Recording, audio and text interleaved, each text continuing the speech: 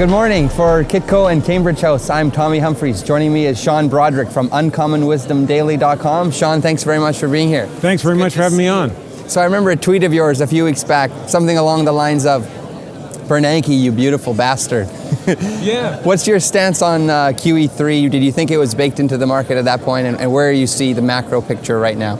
Well, I would like to explain the tweet first, which is I don't say things like that all the time. But Ben Bernanke did make me look very smart because we had put on some positions that paid off very nicely when he announced quantitative easing. Now, is QE3 baked in? The whole thing is, if you go back and you look at a chart of gold, we see this over and over and over again, which is when we have the initial announcement, there's a short burst higher, and then things slowly move sideways for a while, because a lot was baked in. However, the fact that this is going on is really going to start to work its way into the market. It'll lift all boats. So it's not all baked in. It's just that initial announcement was baked in. So after it cooks for a while, we're going to see things take off. Are you talking about, when you say baked into the market, you mean the gold bullion price, or you mean the shares? Like what are you referring? I meant the price of gold bullion, yeah, actually. Yeah. So what's your view for what do you think is the reason for the disconnect between the high bullion prices and all commodities prices and the low share prices of the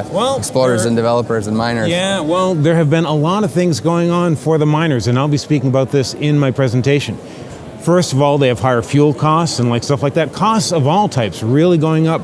I mean, you have labor, you have all sorts of things that's just squeezing their margins a bit, you know? And also you have geopolitical risk. Many of these miners are in areas where it's really giving investors second thoughts. And then you have the whole political situation in the US, for example, where people are just nervous and really worried about the whole macro picture. So I think those kinds of things have really weighed on stocks. A lot of people were actually expecting like a big crash or something, so they've just been sitting on their money. However, I think we are really getting to the point. We've had a nice move in the past few weeks. Many people are saying, gosh, I missed that move. They are going to get a chance to buy again because the next big move is coming, and you will see those miners take off again. Excellent. So you obviously see gold and silver going higher from here. I do. I'm probably more optimistic than a lot of people that I work with, because I think that after its initial move higher, gold has moved into its sideways compression, as it always does after QE announcement, but the next big move is still to come. So I think we should see $2,000 gold by the end of the year, and then sometime next year, probably 2,400. Can I ask you a personal question? Sure. What sort of exposure to precious metals do you have in your own personal portfolio? I have a whole bunch of gold miners. So yes, maybe I am talking my own book. So there is that. That's okay. That's what you're expected to do.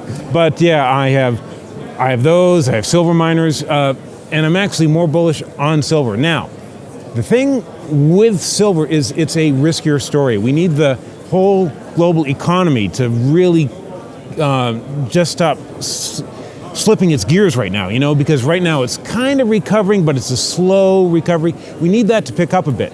But it's not just the U.S. central bank that's shooting a fire hose of money at the economy. It's also over in China, over in Europe. We're seeing it around the world. And so this should lift commodity prices generally. That should also put more liquidity into the markets, which is really what they're trying to do. They're just trying to grease the whole economic skids. And if they can get things moving along, get that grease in there, get things flowing, then we should see economic activity pick up, and that'll be very good for silver.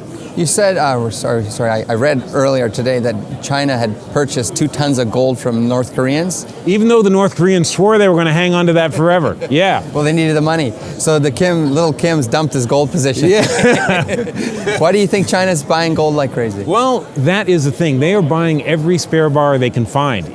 Even if they have to pry up the floorboards over in North Korea and take their gold. Why do they take his movie collection? I know. But so that is the thing. What is China up to? And I think that just China does not have enough gold compared to its other things it has in its a foreign reserve. So it's trying to increase the gold that it has quite a bit, just to bring up that balance. I mean, if you look at how much the U.S. has, how much Europe has, China just doesn't have enough gold yet. That's what they are trying to do because they plan on this century being their century. They want to be the 21st century power, and they want their money to be part of it too. So they want more gold to back that up. That's obviously bullish for commodities in general. It is. Now, the Chinese economic growth is slowing down. I think that even though those expectations of growth have been ratcheted down, they are going to be ratcheted down even more. I don't think we've seen the end of the bad news in China. But China isn't going to take it lying down. They aren't going to sit there and say, okay, that's the end, the economy is going to collapse. They're going to do whatever they have to do to pump things up. And if they have to build railroads and bridges from here to Kingdom Come, they are going to do it. And so I think that after a compression, we'll see China start to pick up again. And yeah, that'll be very good for all kinds of commodities. So one last question would be, what would you tell investors, what one thing should they consider or look at for the next 12 months, 12 to 18 months? What would you suggest, one takeaway from Sean-Brodrick today? What I would say is don't chase anything, but buy the pullbacks. Because we have seen some things take off, and I've had people walk up to me and say, oh, I missed it and stuff like that. No, there will be pullbacks. There are always pullbacks. Pick your targets. There are some undervalued gold companies out there and silver companies that have been beaten into the dirt. And this next leg up could be enormous. Have your targets ready. On the next pullback, pick some up. You don't have to throw all your money at the market at once, but at least pick up some things and accumulate on those pullbacks. And I think 12 months from now, you're going to be sitting pretty well. So just quickly tell us your Twitter handle and your website and your book, and take a plug. Sure. On Twitter, you can find me Sean-Brodrick. There's no E in Brodrick, so it's SeanBrodrick. And my book is The Ultimate Suburban Survivalist Guide. Living in Florida, we went through 3 hurricanes in 1 year. And so I just decided to be prepared for everything. And it's a book about how to do that, how to be prepared for just about anything that comes your way without having to move to a goat farm in the country, just to keep the suburban lifestyle, but just be prepared for whatever life throws at you.